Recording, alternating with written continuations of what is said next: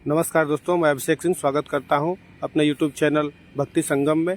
आज मैं गुरुवार व्रत कथा सुनाऊंगा। ये उन लोगों के लिए है जो अपने से नहीं पढ़ सकते हैं और असमर्थ हैं पढ़ने में। उनके लिए मैं आज ये रिकॉर्ड करके डालने वाला हूं वीडियो। तो अगर पसंद आए वीडियो तो वीडियो को लाइक करें। तो चलिए विष्णु भगवान की कथा आगे बढ़ते हैं इसमें। तो प्रेम से बोलिए विष्णु भगवान की जय।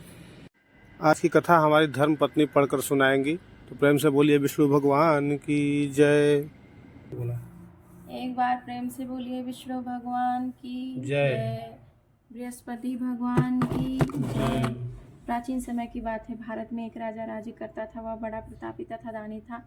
वह नित्य प्रति मंदिर में भगवत दर्शन करने जाता था। वह ब्राह्मण और गुरु की सेवा किया करता था। उसके द्वार से कोई भी याचक निराश होकर नहीं लौटता था। वह प्रत्येक गुरुवार को व्रत रखता एवं पूजन करता था। हर दिन गरीबों की सहायता किया करता था, परंतु ये सब बातें उसकी रानी को अच्छी नहीं लगती थी। वह न व्रत करती और न किसी को एक भी पैसा दान में देती थी। वह राजा से भी ऐसा करने को मना किया करती थी। एक समय की बात है। राजा शिकार खेलने वन को चले गए। घर पर रानी और दासी थी। उस समय गुरु बृहस्पति साधु का रूप धारण कर राजा के दरवाजे पर भिक्षा मांगने आए। साधु ने रानी से भिक्षा मांगी तो वो कहने लगी, हे साधु महाराज, मैं इस दान पुण्य से तंग आ गई हूँ। इस कार्य के लिए तो मेरे पति देव ही बहुत है। अब आप ऐसी कृपा करें कि सारा धन नष्ट हो जाए तथा मैं आराम से रह सकूँ।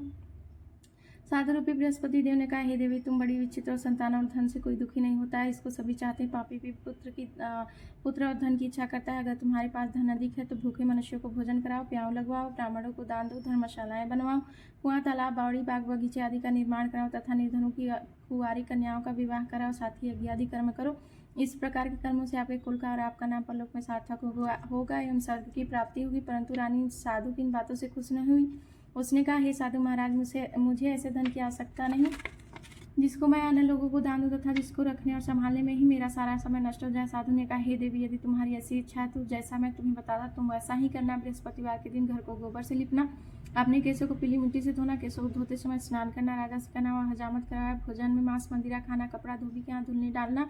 इस प्रकार 7 बृहस्पतिवार करने से तुम्हारा धन नष्ट हो जाएगा। यह कहकर साधु महाराज रूपी बृहस्पति देव अंतर ध्यान हो गए। रानी ने साधु के कहने के अनुसार 7 बृहस्पतिवार तक वैसा ही करने का विचार किया। साधु के बताए अनुसार कार्य करते हुए केवल 3 बृहस्पतिवार ही बीते थे कि उसकी समस्त धन संपत्ति नष्ट हो गई। भोजन के लिए दोनों समय परिवार तरसने लगा तथा सांसारिक भोगों से दुखी रहने लगा। तब वह राजा रानी से कहने लगा कि हे रानी, तुम यहाँ पर रहो, मैं दूसरे देश को जाता हूँ, क्योंकि यहाँ पर मुझे सभी मनुष्य जानते हैं, इसलिए मैं यहाँ कोई कार्य नहीं कर सकता। अब मैं परदेश जा रहा हूँ, वहाँ कोई काम धंधा करूँगा, शायद हमारे भाग्य बदल जाए। ऐसा कहकर राजा परदेश चला गया। वह वहाँ से जंगल से लकड़ी काट कर लाता और शहर में बेचता। इस तरह जीवन व्यतीत करने लगा। इधर राजा के बिना रानी और दासियाँ दुखी रहने लगी। किसी दिन भोजन मिलता और किसी दिन जल पीकर ही रह जाती। एक समय रानी और दासियों को 7 दिन बिना भोजन के व्यतीत करना पड़ा। तो रानी ने अपनी दासी से कहा, हे दासी, यहाँ पास ही के नगर में मेरी बहन रहती, वह बड़ी धनवान है, तो उसके पास जा और वहाँ से 5 शेर बेजर मांग कर ले आ, जिससे कुछ समय के लिए गुजर हो जाएगा। दासी रानी की बहन के पास गई। रानी की बहन उस समय पूजा कर रही थी। बृहस्पतिवार का दिन था। दासी ने रानी की बहन से कहा, हे रानी, मुझे आपकी बहन ने भेजा है, मुझे 5 शेर बेजर दे दो। दासी ने यह बात अनेक बार कही, परंतु रानी की बहन ने कोई उत्तर नहीं दिया, क्योंकि वह उस समय बृहस्पतिवार की कथा सुन रही थी। जब दासी को रानी की बहन से कोई उत्तर नहीं मिला तो वह बहुत दुखी हुई। उसे क्रोध भी आया। वह लौटकर रानी से बोली, हे रानी, आपकी बहन तो बहुत घमंडी है, वह छोटे लोगों से बात भी नहीं करती। मैंने उससे कहा तो उसने कोई उत्तर नहीं दिया, मैं वापस चली आई। रानी बोली, हे दासी, इसमें उसका कोई दोष नहीं है। जब बुरे दिन आते तब कोई सहारा नहीं देता। अच्छे बुरे का पता भी बत्ती में ही लगता। जो ईश्वर की इच्छा होगी वही होगा। यह सब हमारे भाग्य का दोष है। उधर रानी की बहन ने सोचा कि मेरी बहन की दासी आई थी, परंतु मैं उससे नहीं बोली, इससे वह बहुत दुखी हुई होगी।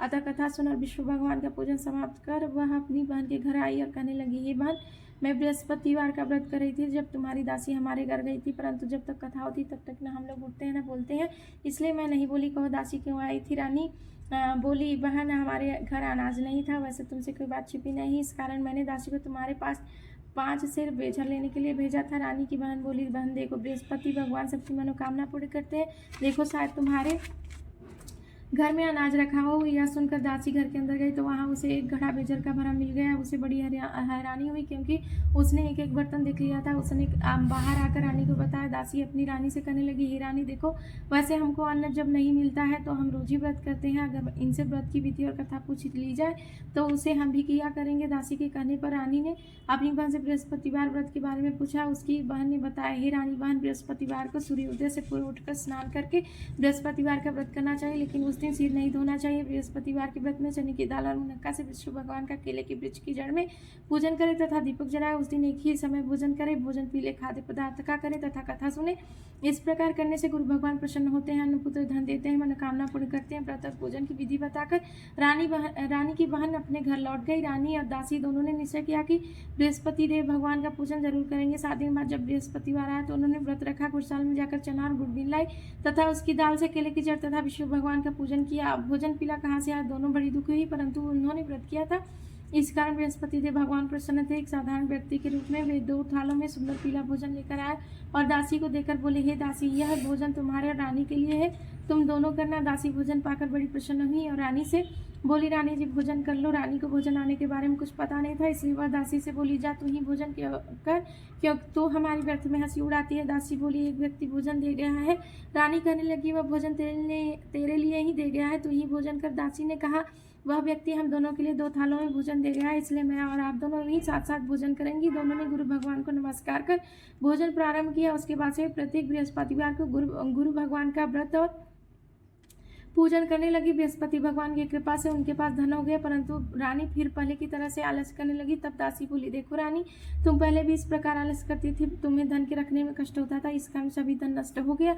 अब गुरु भगवान की कृपा से धन मिला है तो फिर तुम्हें आलस्य होता है। बड़ी मुसीबतों के बाद हमने यह धन पाया है, इसलिए हमें दान पुण्य करना चाहिए। तुम भूखे मनुष्यों को भोजन कराओ, प्याव लगवाओ, ब्राह्मणों को दान दो, कुआं तालाब बावड़ी आदि का निर्माण कराओ, मंदिर पाठशाला बनवाकर दान दो, कुंवारी कन्याओं का विवाह कराओ, धन को शुभ कार्य में खर्च करो, जिससे तुम्हारे कुल का यश बढ़े तथा स्वर्ग प्राप्त हो और पितृ भी प्रसन्न हो। दासी की बात मानकर रानी ने इसी प्रकार के कर्म करने प्रारंभ किए, जिससे उनका काफी यश फैलने लगा। एक दिन रानी और दासी आपस में विचार करने लगी कि न जाने राजा किस दशा में होंगे, उनकी कोई खोज खबर नहीं है। गुरु भगवान से उन्होंने प्रार्थना की और भगवान ने रात्रि में राजा को सपने में कहा, हे राजा, उठ, तेरी रानी तुझको याद करती है, अब अपने देश को लौट जा। राजा प्रातःकाल उठकर जंगल से लकड़ियां काट कर लाने के लिए जंगल की ओर चल पड़ा। जंगल से गुजरते हुए सोचने लगा, रानी की गलती से उसे कितने दुख भोगने पड़े। राजपाट छोड़कर उसे जंगल में आकर रहना पड़ा। जंगल से लकड़ियां काटकर उन्हें बेचकर गुजारा करना पड़ा। उसी समय उस जंगल में बृहस्पति देव एक साधु का रूप धारण कर आए और राजा के पास आकर बोले, हे लकड़हारे, तुम इस सुनसान जंगल में किस चिंता में बैठे हो, मुझे बतलाओ। यह सुन राजा के नेत्रों में जल भर आया और साधु की वंदना कर बोला, हे प्रभु, आप सब कुछ जानने वाले हैं। इतना कहकर राजा ने साधु को अपनी संपूर्ण कहानी सुना दी। महात्मा दयालु होते हुए राजा से बोले, हे राजा, तुम्हारी पत्नी ने बृहस्पति देव के प्रति अपराध किया था, जिसके कारण तुम्हारी यह दशा हुई। अब तुम किसी प्रकार की चिंता मत करो, भगवान तुम्हें पहले से धन अधिक देंगे। देखो, तुम्हारी पत्नी ने बृहस्पतिवार का व्रत करना प्रारंभ कर दिया है। अब तुम भी बृहस्पतिवार का व्रत करके चने की दाल व गुड़ जल के लोटे में डालकर केले का पूजन करो, फिर कथा कहो या सुनो, भगवान तुम्हारी सब कामनाओं को पूर्ण करेंगे। साधु को प्रसन्न देखकर राजा बोला, हे प्रभु, मुझे लकड़ी बेचकर इतना पैसा भी नहीं बचता जिससे भोजन करने के उपरांत कुछ बचा सकूं। मैंने रात्रि में अपनी रानी को व्याकुल देखा है, मेरे पास कोई साधन नहीं जिससे समाचार जान सकूं, फिर मैं बृहस्पति देव की क्या कहानी कहूँ, मुझको तो कुछ भी मालूम नहीं है। साधु ने कहा, हे राजा, तुम किसी बात का चिंता मत करो। बृहस्पतिवार के दिन तुम रोजाना की तरह लकड़ियां लेकर शहर में जाओ, तुम्हें रोज से 2 गुना धन प्राप्त होगा, जिससे तुम भली भांति भोजन कर लोगे तथा बृहस्पति देव की पूजा का सामान भी आ जाएगा। बृहस्पतिवार की कथा इस प्रकार है। प्राचीन काल में एक बहुत ही निर्धन ब्राह्मण था, उसके कोई संतान नहीं थी। वह नित्य पूजा पाठ करता, परंतु उसकी स्त्री बहुत मलिनता के साथ रहती थी। वह न स्नान करती, न किसी देवता का पूजन करती, प्रातःकाल उठते ही सर्वप्रथम भोजन करती, बाद में कोई अन्य कार्य करती। ब्राह्मण देवता बहुत दुखी रहते थे, पत्नी को बहुत समझाते, किंतु उसका परिणाम न निकलता। भगवान की कृपा से ब्राह्मण की स्त्री की कन्या उत्पन्न हुई। वह कन्या अपने पिता के घर में बड़ी होने लगी। वह बालिका प्रातः स्नान करके भगवान विष्णु का जप करती। वह बचपन से ही बृहस्पतिवार का व्रत भी करने लगी। पूजा पाठ समाप्त कर स्कूल जाती तो अपनी मुट्ठी में जब भरकर ले जाती और पाठशाला जाने के मार्ग में डालती जाती। वहीं जब स्वर्ण के हो जाते तो लौटते समय उनको बीनकर घर ले आती। एक दिन वह बालिका सूप में उन सोने के जौ को फटक कर साफ कर रही थी। तभी उसकी माँ ने देख लिया और कहा, हे बेटी, सोने के जौ को फटकने के लिए सोने का सूप होना चाहिए। दूसरे दिन गुरुवार था। इस कन्या ने व्रत रखा और बृहस्पति देव से प्रार्थना करके कहा, हे प्रभु, यदि मैंने सच्चे मन से आपकी पूजा की हो तो मुझे सोने का सूप दे दो। बृहस्पति देव ने उसकी प्रार्थना स्वीकार कर ली। रोजाना की तरह वह कन्या जौ फैलाती हुई स्कूल चली गई। स्कूल से लौटकर जब वह जॉब बीन रही थी तो बृहस्पति देव की कृपा से उसे सोने का सूप मिला। उसे वह घर ले आई और उससे जो साफ करने लगी, परंतु उसकी माँ का वहीं ढंग रहा। एक दिन की बात है, वह कन्या सोने के सूप में जो साफ कर रही थी। उस समय उस नगर का राजकुमार वहां से होकर निकला। इस कन्या के रूप और सोने के सूप में जौ को साफ करते देखकर वह उस कन्या पर मोहित हो गया। राजमहल आकर वह भोजन तथा जल त्याग कर उदास होकर लेट गया। राजा को जब राजकुमार द्वारा अन्न जल त्यागने का समाचार ज्ञात हुआ तो अपने मंत्रियों के साथ वह अपने पुत्र के पास गए और बोले, हे बेटा, तुम्हें किस बात का कष्ट है? किसी ने अपमान किया है अथवा कोई और कारण है? मुझे बतलाओ, मैं वही करूंगा जिससे तुम्हें प्रसन्नता हो। राजकुमार ने अपने पिता की बातें सुनी तो वह बोला, मुझे आपकी कृपा से किसी बात का दुख नहीं है, किसी ने मेरा अपमान नहीं किया है, परंतु मैं उस लड़की के साथ विवाह करना चाहता हूँ जो सोने के सूप में जौ साफ कर रही थी। यह सुन राजा आश्चर्य में पड़ गया और बोला, हे बेटा, इस तरह की कन्या का पता तुम ही लगाओ, मैं उसके साथ तुम्हारा विवाह अवश्य ही करवा दूंगा। राजकुमार ने राजा को उस लड़की के घर का पता बतलाया। मंत्री उस लड़की के घर गया और राजा का आदेश ब्राह्मण को सुनाया। कुछ ही दिन बाद ब्राह्मण की कन्या का विवाह राजकुमार के साथ संपन्न हो गया। कन्या के घर से जाते उस ब्राह्मण देवता के घर में पहले की भांति गरीबी का निवास हो गया। अब भोजन के लिए भी अन्न बड़ी मुश्किल से मिलता था।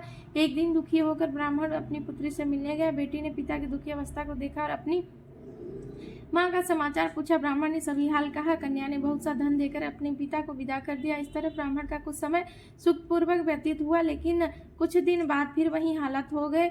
ब्राह्मण फिर अपनी कन्या के यहाँ गया और सभी हाल कहा तो पुत्री बोली, हे पिताजी, आप माताजी को यहाँ लिवा लाओ, मैं उन्हें वह विधि बता दूंगी जिससे गरीबी दूर हो जाए। ब्राह्मण देवता अपनी स्त्री को साथ लेकर अपनी पुत्री के पास राजमहल पहुंचे तो पुत्री अपनी माँ को समझाने लगी, हे माँ, तुम प्रातःकाल उठकर प्रथम स्नान आदि करके विष्णु भगवान का पूजन करो तो सब दरिद्रता दूर हो जाएगी। परंतु उसकी माँ ने उसकी एक बात नहीं मानी। वह प्रातःकाल उठकर अपनी पुत्री का बचा जूठन खा लेती थी। एक दिन उसकी पुत्री को बहुत गुस्सा आया। उसने एक रात एक कोठरी से सारा सामान निकाल दिया और अपनी माँ को उसमें बंद कर दिया। प्रातः उसमें से उसे निकालता था। स्नान आदि करा के पूजा पाठ करवाया तो उसकी माँ की बुद्धि ठीक हो गई।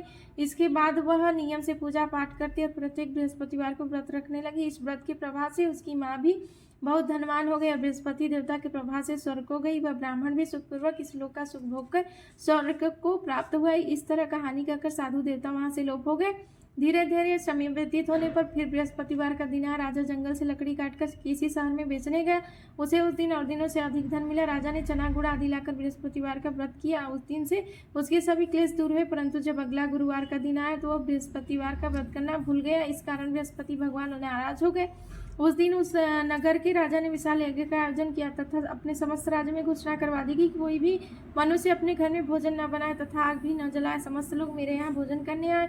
इस आज्ञा को जो न मानेगा उसको फांसी की सजा दी जाएगी। राजा की आज्ञा अनुसार राज्य के सभी वासी राज्य के भोज में सम्मिलित हुए, लेकिन लकड़हारा कुछ देर से पहुंचा, इसलिए राजा उसको अपने साथ महल में ले गए। जब राजा लकड़हारे को भोजन करा रहे थे तो रानी की दृष्टि उस खुटी पर पड़ी जिस पर उसका हार लटका हुआ था। उसे हार खुटी पर लटका दिखाई नहीं दिया। रानी को निश्चय हो गया कि मेरा हार उस लकड़हारे ने चुरा लिया है।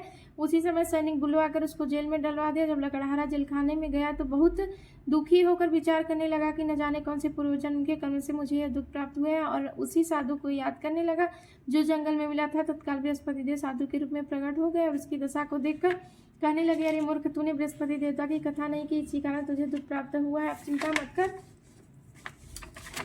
बृहस्पतिवार के दिन जेल खाने के दरवाजे पर 4 पर्चे पड़े मिलेंगे। उसे तू बृहस्पति देव की पूजा करना तो तेरे सभी कष्ट दूर हो जाएंगे। अगले बृहस्पतिवार उसे जेल के दरवाजे पर 4 पर्चे पड़े मिले। राजा ने पूजा का सामान मंगवाकर कथा कही और प्रसाद बांटा। उसी रात्रि को बृहस्पति देव ने उस नगर के राजा को स्वप्न में कहा, ही राजा, तूने जिस आदमी को जेल खाने में बंद कर दिया है वह निर्दोष है, वह राजा है, उसे छोड़ देना। रानी का हार उसी खुटी पर लटका हुआ है। अगर तू ऐसा नहीं करेगा तो मैं तेरे राज्य को नष्ट कर दूंगा। राजा प्रातःकाल उठा और खुटी पर हार टंगा देखकर लकड़हारे को बुलाकर क्षमा मांगी तथा राजा के सुंदर वस्त्र आभूषण भेंटकर उसे विदा कर दिया। गुरुदेव की आज्ञा अनुसार राजा अपने नगर को चल दिया। राजा जब नगर के निकट पहुंचा तो उसे बड़ा ही आश्चर्य हुआ। नगर में पहले से अधिक बाग, तालाब, कुएं तथा बहुत सी धर्मशालाएं, मंदिर आदि बने हुए थे। राजा ने पूछा कि यह किसका बाग और धर्मशाला है। तब नगर के सब लोग कहने लगे कि यह सब रानी और दासी द्वारा बनवाए गए हैं। राजा को आश्चर्य हुआ और गुस्सा भी आया। जब रानी ने खबर सुनी कि राजा आ रहे हैं तो उसने अपनी दासी से कहा, हे दासी, देख, राजा हमको कितनी बुरी हालत में छोड़ गए थे, वह हमारी ऐसी हालत देखकर लौट न जाए, इसीलिए तू दरवाजे पर खड़ी हो जा। रानी की आज्ञा अनुसार दासी दरवाजे पर खड़ी हो गई। जब राजा आए तो उन्हें अपने साथ महल में लिवा लाई। तब राजा ने क्रोध करके अपनी तलवार निकाली और पूछने लगा, बताओ यह धन तुम्हें कैसे प्राप्त हुआ है। तब रानी ने बताया, हमें यह सब धन बृहस्पति देव के व्रत के प्रभाव से प्राप्त हुआ है। राजा ने तब निश्चय किया कि 7 रोज बाद तो सभी बृहस्पति देव का पूजन करते हैं, परंतु मैं रोजाना दिन में 3 बार कथा कहा करूंगा तथा रोज व्रत किया करूंगा। अब हर समय राजा के दुपट्टे में चने की दाल बधी रहती तथा दिन में 3 बार वह कथा करता। एक रोज राजा ने विचार किया कि चलो अपनी बहन के यहाँ हो आए। इस तरह का निश्चय कर राजा घोड़े पर सवार हो अपनी बहन के यहाँ चल दिया। मार्ग में उसने देखा कुछ आदमी एक मुर्दे को लिए जा रहे हैं। उन्हें रोककर राजा कहने लगा, अरे भाइयों, मेरी बृहस्पतिवार की कथा सुन लो। वे बोले, लो, हमारा तो आदमी मर गया, इसको अपनी कथा की पड़ी है। परंतु कुछ आदमी बोले, अच्छा कहो, हम तुम्हारी कथा भी सुनेंगे। राजा ने दाल निकाली और कथा कहनी शुरू कर दी। जब कथा आधी हुई तो मुर्दा हिलने लगा। जब कथा समाप्त हुई तो राम राम करते हुए वह मुर्दा उठ खड़ा हो गया। राजा आगे बढ़ा। उसे चलते चलते शाम हो गई। आगे मार्ग में उसे एक किसान खेत में हल चलाता मिला। राजा उससे बोला, अरे भैया, तुम मेरी बृहस्पतिवार की कथा सुनो। किसान बोला, जब तक मैं तेरी कथा सुनूंगा तब तक 4 हरया जोत लूंगा। जा अपनी कथा किसी और को सुनाना। राजा आगे चलने लगा। राजा के हटते ही बैल पछाड़ खाकर गिर गए तथा किसान के पेट में बहुत जोर से दर्द होने लगा। उसी समय किसान की माँ रोटी लेकर आई। उसने जब यह देखा तो अपने पुत्र से सब हाल पूछा। बेटे ने सभी हाल बता दिया। बुढ़िया दौड़ी दौड़ी उस घुड़सवार के पास गई और उससे बोली, मैं तेरी कथा सुनूंगी, तू अपनी कथा मेरे खेत पर ही चलकर कहना। राजा ने लौटकर बुढ़िया के खेत पर जाकर कथा कही, जिसके सुनते ही बैल खड़े हो गए तथा किसान के पेट का दर्द भी बंद हो गया। राजा अपनी बहन के घर पहुंच गया। बहन ने भाई की खूब मेहमानी की। दूसरे रोज प्रातःकाल राजा जागा तो वह देखने लगा कि सब लोग भोजन कर रहे हैं। राजा ने अपनी बहन से जब पूछा कि ऐसा कोई मनुष्य है जिसने भोजन नहीं किया हो, जो मेरी बृहस्पतिवार की कथा सुन ले, तो बहन बोली, है भैया, यह देश ऐसा ही, पहले यहाँ के लोग भोजन करते हैं, बाद में अन्य काम करते हैं। अगर पड़ोस में कोई हो तो देखाती हूँ। ऐसा कहकर वहाँ देखने चली, परंतु उसे कोई भी ऐसा व्यक्ति नहीं मिला जिसने भोजन न किया हो। फिर वह एक कुम्हार के घर गई जिसका लड़का बीमार था। उसे मालूम हुआ कि उसके यहाँ 3 दिन से किसी ने भोजन नहीं किया है। रानी ने अपने भाई की कथा सुनने के लिए कुम्हार से कहा। वह तैयार हो गया। राजा ने जाकर बृहस्पतिवार की कथा कही, जिसको सुनकर उसका लड़का ठीक हो गया। अब तो राजा की प्रशंसा होने लगी। एक दिन राजा ने अपनी बहन से कहा, हे बहन, मैं अपने घर जाऊंगा, तुम भी तैयार हो जाओ। राजा की बहन ने अपनी सास से अपने भाई के साथ जाने की आज्ञा मांगी। सास बोली, चली जा, परंतु अपने लड़कों को मत ले जाना, क्योंकि तेरे भाई को कोई संतान नहीं होती है। बहन ने अपने भाई से कहा, हे भैया, मैं तो चलूंगी, परंतु कोई बालक नहीं जाएगा। राजा ने कहा, जब कोई बालक नहीं चलेगा तब तुम ही जाकर क्या करोगी। दुखी मन से राजा अपने नगर को लौट आया। राजा ने अपनी रानी से कहा, हम संतान है, इसलिए कोई हमारे घर आना पसंद नहीं करता।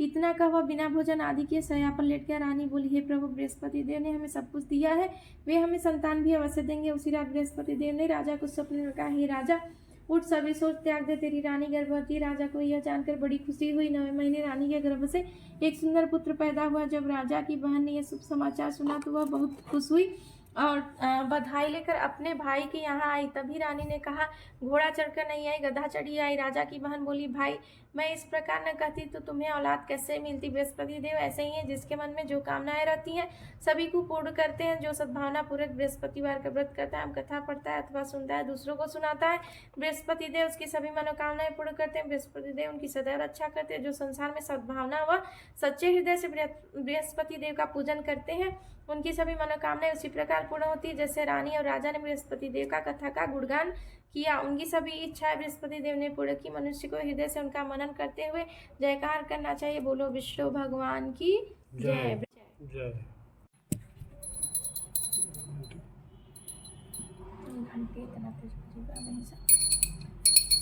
ओम जय बृहस्पति देवा, स्वामी जय बृहस्पति देवा, छिन छिन भोग लगाऊं कदली फल मेवा।